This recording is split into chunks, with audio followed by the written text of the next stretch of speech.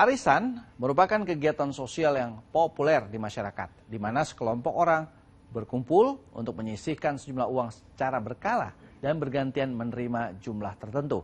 Namun sayangnya, ada juga praktik arisan bodong alias arisan penipu yang bisa merugikan pesertanya.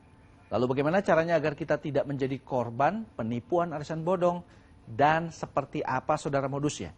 Berikut segmen khas Buser Info Kriminal.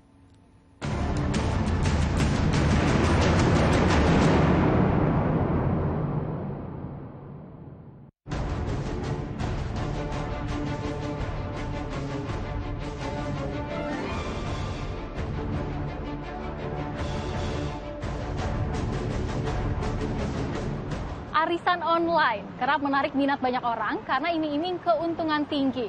Namun hal ini memiliki risiko dan dapat mengarah pada penipuan. Sejumlah kasus arisan bodong bahkan terus bermunculan di tengah masyarakat. Lalu bagaimana cara agar terhindar dari arisan bodong? Bersama saya Tia Anissa dan juru kamera Fajrin Abdillah, inilah Info Kriminal.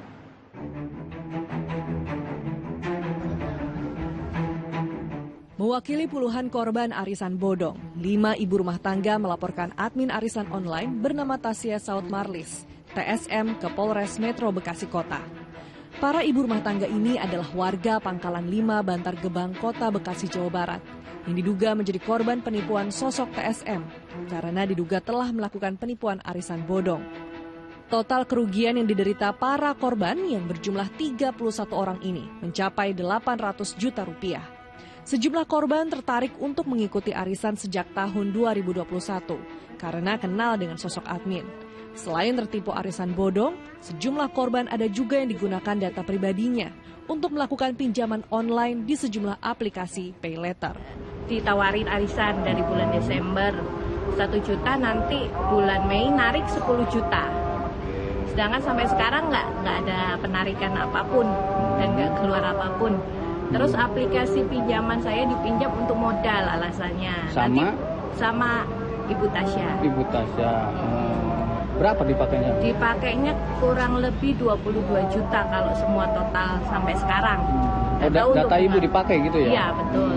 Jadi dia WA, aku butuh dana katanya gitu. Bisa nggak pinjemin aku, kata dia gitu. Awal mah dia bilang keuntungan bagi 2, tapi sama sekali nggak ada keuntungan bagi 2. Artinya sama Mbak saudara? Iya, sama aku sepupu. Oh, masih.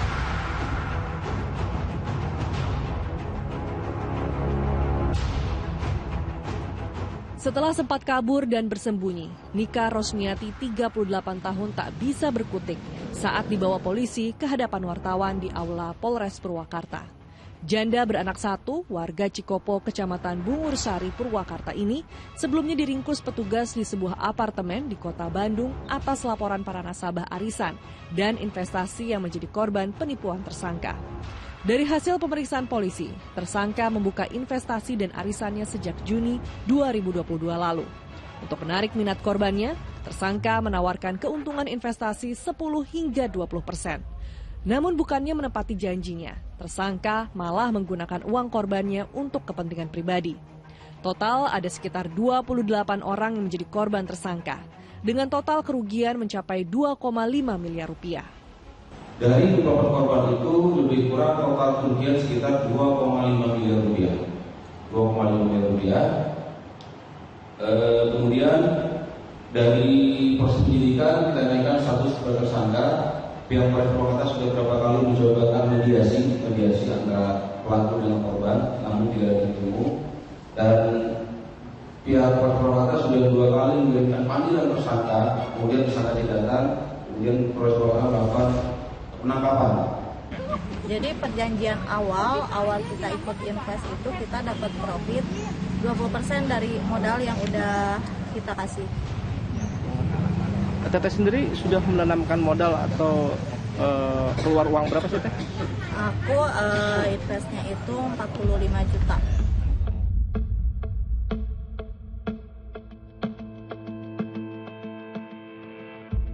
Maraknya laporan penipuan arisan bodong makin hari kian meresahkan. Masyarakat harus pintar-pintar memilih arisan agar tidak tertipu bandar arisan bodong. Penipuan arisan memiliki ciri-ciri tertentu yang perlu Anda ketahui. Nah, beberapa hal ini bisa menjadi pertanda bahwa arisan tersebut bodong atau palsu. Yang pertama, penipuan arisan biasanya menggunakan iming-iming berupa hasil yang cepat dan tinggi. Hasil tersebut juga disebutkan bisa diperoleh tanpa adanya risiko. Hal ini dilakukan supaya banyak orang tergiur dan dengan mudah memberikan modal kepada penipu. Jika menemukan tawaran seperti ini, Anda perlu untuk waspada. Yang kedua, salah satu cara yang biasanya digunakan oleh penipu untuk mendapatkan modal yaitu memakai skema Ponzi. Keuntungan yang diberikan bukanlah murni hasil dari arisan, melainkan uang investasi dari korban lain. Melalui cara ini penipu bisa terus menjalankan aksinya tanpa mengeluarkan modal. Penipuan bisa terkuak ketika arisan dan keuntungannya macet. Modus lain yang kerap digunakan oleh arisan bodong yaitu penggunaan barang mewah. Barang tersebut akan dipakai untuk mempromosikan arisan sehingga banyak orang yang akan tertarik. Barang yang diiklankan pun bermacam-macam seperti perhiasan emas, motor, mobil, uang dalam jumlah besar dan lain sebagainya. Yang terakhir, apabila arisan yang ingin diikuti tidak memiliki badan hukum, Anda bisa mencurigainya. Arisan penipuan ini biasanya tidak memiliki lembaga resmi, walaupun dana yang dikelola telah mencapai ratusan juta bahkan miliaran rupiah. Biasanya penipu tidak akan memiliki badan hukum resmi seperti perseroan terbatas, firma, yayasan, atau lainnya. Penipuan melalui arisan online saat ini cukup banyak terjadi. Anda tentunya tidak ingin menjadi korban dari arisan bodong. Nah, ada beberapa tips yang bisa Anda lakukan agar tidak menjadi korban.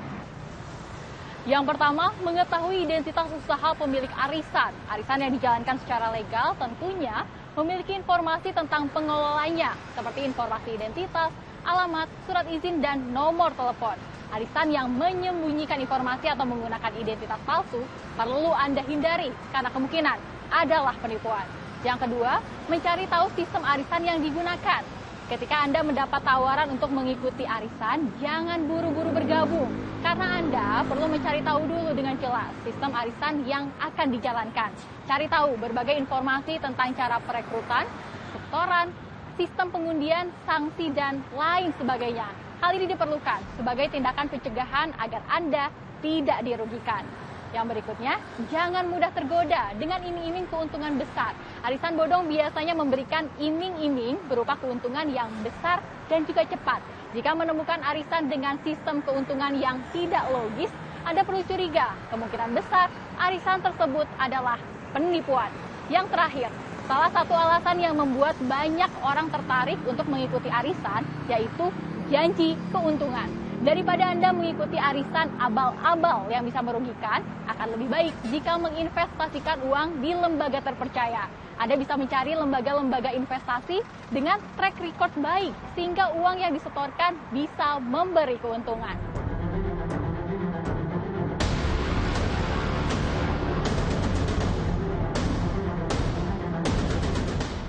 Mengikuti arisan bodong tentu bisa memberikan kerugian bagi para anggotanya. Oleh karena itu, Anda perlu untuk hati-hati dan selalu waspada sebelum mengikuti arisan agar terhindar dari penipuan. Demikian info kriminal kali ini, saya Tianisa dan juru kamera Fajrin Abdillah pamit. Sampai jumpa.